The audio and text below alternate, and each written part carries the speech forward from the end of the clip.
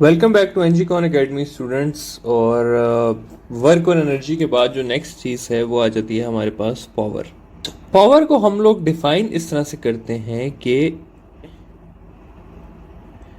Rate of doing work is called as power. ठीक है, और इसको हम जो इक्वेशन में लिखते हैं वो हम लिखते हैं कि power is equal to work per unit time, या इसको मैं लिख सकता हूं W बाय टी। ठीक है, ये है पावर की पहली डेफिनेशन। पावर को हम एक और तरीके से भी डिफाइन कर सकते हैं, और वो इस तरह से कर सकते हैं कि dot product of force and velocity. ठीक है, और इसकी इक्वेशन इस तरह से बन जाती है कि power is equal to F dot V या फिर F V cos of theta. ठीक है, तो ये दो कॉमन यूज्ड इक्वेशंस हैं और दो कॉमन यूज डेफिनेशन हैं जो हम पावर के लिए यूज करते हैं। अच्छा, पावर के बारे में मजीद बात की जाए तो पावर जो है वो एक स्केलर क्वांटिटी है। पावर का जो एसआई यूनिट है हमारे पास वो है वॉट।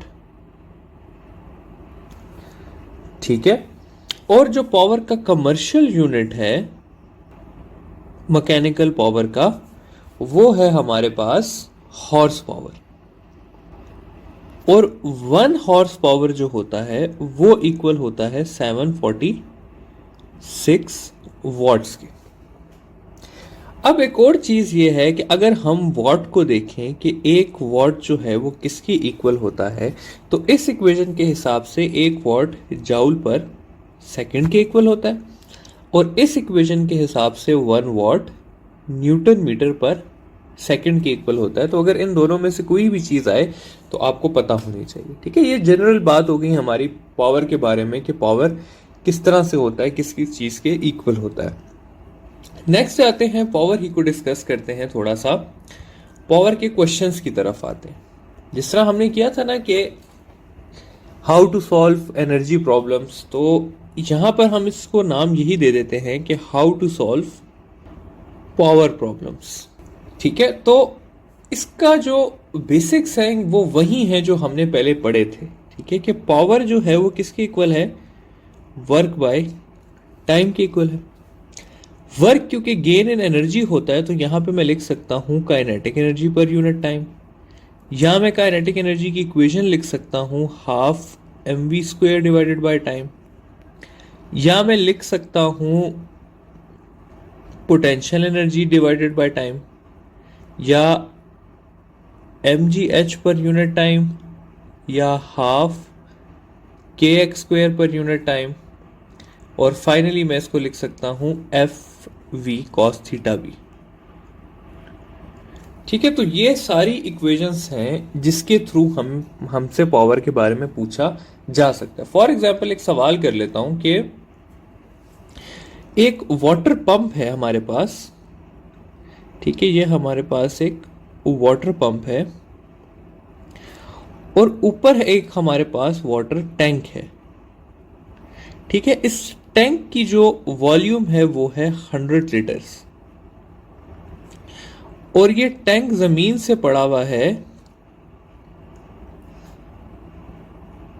100 मीटर ऊपर।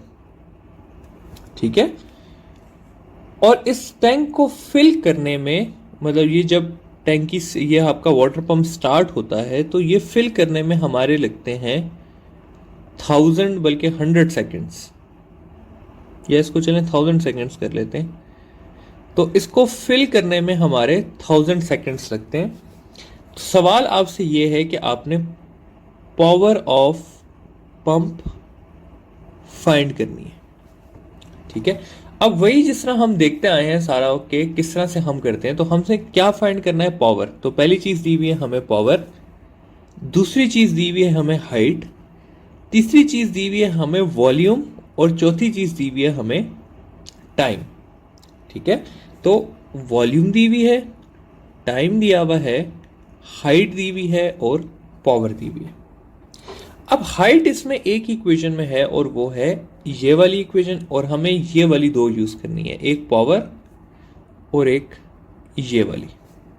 तो अगर मैं ये इक्वेशन लिख लूं P is equal to M G H by T, तो इसमें मसला आ जाता है कि मैस हमें नहीं दिया, ठीक है, लेकिन क्या है, वाटर है और लीटर्स हमें दिया हुआ है। तो वाटर के केस में क्योंकि डेंसिटी जो है वो 1 होती है, इसलिए 1 लीटर जो है वो 1 केजी के इक्वल होता है। तो 100 लीटर्स अगर हमें दिया हुआ है तो कितना होगा, 100 केजी ही होगा, ठीक है।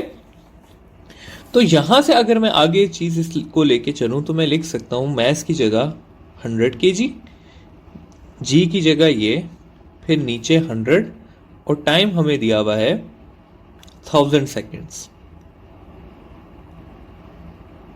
तो पावर आ जाएगी हमारे पास 100 वॉट्स, ठीक है। तो इस पंप की पावर कितनी थी, 100 वॉट्स थी। तो आई होप कि ये चीज आपको समझ आ गई होगी कि पावर के क्वेश्चंस को किस तरह से डील करना है। बाकी जो पिछली एग्जांपल्स थी वो सारी भी आप इस पे अप्लाई कर सकते हैं, ठीक है। अगर सिर्फ आपको टाइम दिया हो तो आप इनको इजीली कर सकते हैं। फाइनली आ जाते हैं ग्राफिकल एक्सपेक्ट पे। तो ग्राफिकल एनालिसिस देख लेते हैं थोड़ा सा। ग्राफ्स में स्टूडेंट्स आपके पास आ सकता है, एक आपके पास आ सकता है WT ग्राफ, ठीक है, और एक आ सकता है आपके पास FV ग्राफ मैकेनिकल में। मैकेनिकल पावर के लिए आपके पास दो किस्म के ग्राफ्स आ सकते हैं, WT ग्राफ और FV ग्राफ। अगर WT ग्राफ की बात की हुई हो, ठीक है, तो इसकी जो स्लोप है वो पावर को शो करेगी, क्योंकि स्लोप होती है हमारे पास y by X which is equal to power, ठीक है। लेकिन अगर FV ग्राफ आया हुआ हो आपके पास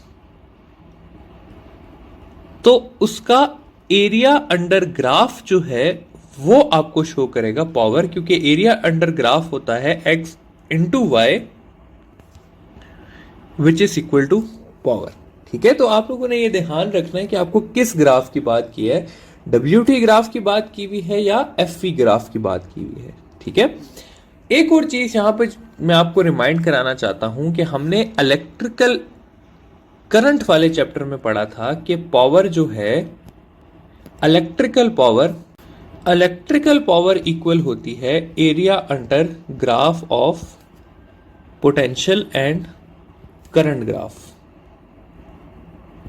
ठीक है। सॉरी, यहां पर तो पोटेंशियल और करंट ग्राफ का जो एरिया अंडर द ग्राफ होता है वो भी हमें क्या शो करता है, पावर। लेकिन कौन सी पावर, इलेक्ट्रिकल पावर, ठीक है। तो मैकेनिकल पावर की अगर बात की हो तो वर्क टाइम ग्राफ और FV ग्राफ से हमें पता चलता है, और अगर इलेक्ट्रिकल पावर की बात की हो तो वो हमें VI ग्राफ से पता चलता है, ठीक है। तो आई होप कि ये पावर की सारी चीजें आप लोगों को समझ आ गई होंगी।